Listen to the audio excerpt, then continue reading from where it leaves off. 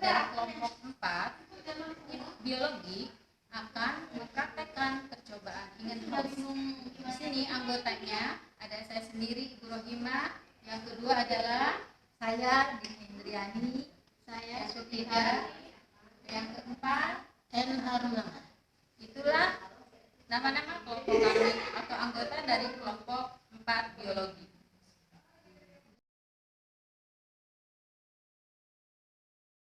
Kami akan melakukan percobaan in-house, di mana percobaan in-house ini adalah proses fotosintesis yang menghasilkan amilum dan oksigen.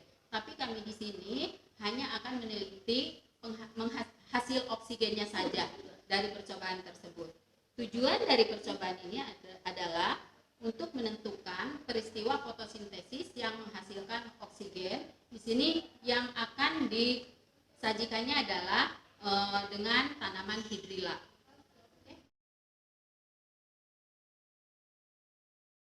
Dan bahannya adalah yang pertama ini ada gelas kimia, ukurannya adalah 1000 ml satu buah.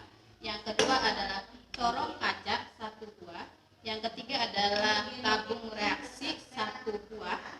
Dan bahannya di sini ada air dan ada tanaman hidrilla.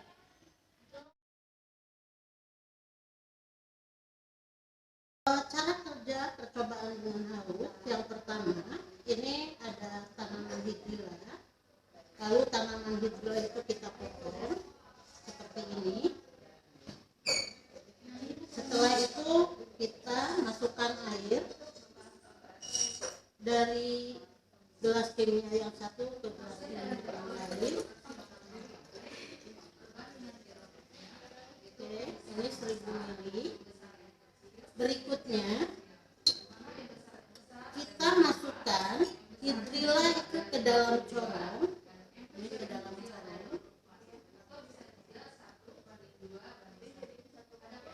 sampai mencukupi.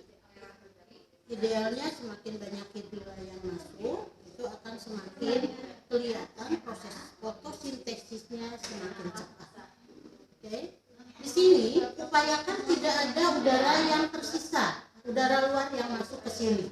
Karena kalau udara luar masuk ke sini, nanti pada saat memasukkan air dari gelas kimia ini, dari tabung reaksi, ini nanti tidak akan sampai penuh. Ya, bagaimana caranya supaya udara di sini habis? Oke, kita nggak apa-apa, kita tiup aja dulu di sini sampai habis udaranya. Setelah itu kita masukkan ini ke dalam air yang ada di dalam gelas kimia. Oke. Nah, kalau misalnya ini tidak diam, ini bisa dikait dengan kawat, tapi alhamdulillah di sini corongnya sudah masuk sempurna, jadi kawat ini tidak dipakai. Oke, berikutnya si corong ini ditutup dengan air sampai penuh. Oke, sampai penuh, ditutup dengan jempol, lalu masukkan ke dalam corong sehingga kelihatan di sini airnya penuh. Oke. Setelah itu kita bawa untuk melakukan pengamatan. Pengamatan pertama kita melakukan pengamatan di bawah sinar matahari yang awalnya tidak ada gelembung sama sekali di dalam corong ini. Lalu nanti kita amati dari waktu ke waktu. Di sini kami mengambil waktu 20 menit. Oke, itu saja yang bisa kami lakukan. Selanjutnya pengamatan akan dilakukan di bawah sinar matahari. Dan setelah pengamatan di bawah sinar matahari, kita masuk lagi ke ruangan untuk membuktikan kalau di dalam ruangan pun kita melakukan pengamatan ada perbedaan. Maksudnya ada perbedaan antara di dalam ruangan dengan di luar ruangan. Itu saja langkah-langkahnya, cukup sederhana tapi lumayan rumit karena perlu ketelitian. Misalnya dalam cara memasukkan air ke sini, lalu kesininya tidak penuh-penuh, itu perlu waktu. Kalau tidak teliti itu tidak akan bisa kita lakukan percobaannya. Oke, sekian. Assalamualaikum warahmatullahi wabarakatuh. In-house yang sudah kita rangkai tadi kemudian akan kita lakukan pengamatan. Yang pertama itu pengamatan yang berada di luar ruangan. Jadi kita lagi panas-panasan untuk mengamati apa yang terjadi pada hidrilla ini. Apakah hidrilla ini melakukan fotosintesis? Apakah hidrilla ini juga menghasilkan oksigen? Nah, setelah diamati, kita mengamatinya 20 menit di luar ruangan, itu tampak terlihat ada gelembung-gelembung. Nah, di bawah ini sudah banyak gelembung-gelembung, bahkan sudah muncul ke atas. Dari 1 menit, 4 menit aja sudah dihasilkan gelembung.